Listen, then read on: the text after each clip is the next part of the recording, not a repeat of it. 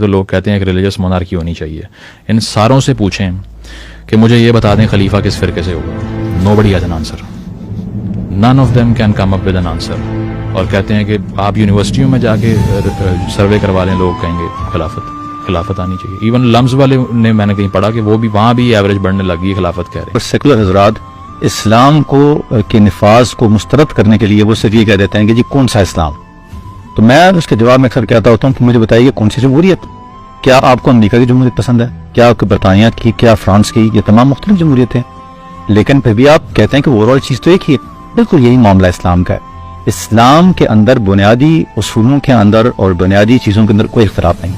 آپ مجھے بتائیے کہ کیا فحاشی شیعہ پسند کرتا اور سنی پسند نہیں کرتا, کیا سود جو ہے وہ اہل حدیث پسند کرتا ہے اور دیوبندی اور بریلوی پسند نہیں کرتا.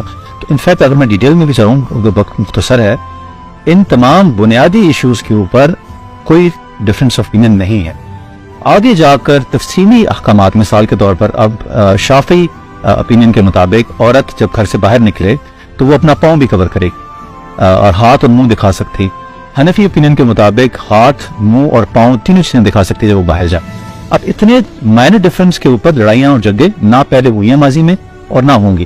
لیکن اب سوال ابھی بھی رہ گیا آپ کا کہ پھر ان میں سے کون سا opinion law of the land بنے گا جو نافذ ہوگا. تو اس کی دلیل ہمیں یہ آلریڈی قرآن سے نکلی. قرآن فرماتا ہے کہ اطیعوا اللہ و اطیعوا الرسول و اولی الامر منکم.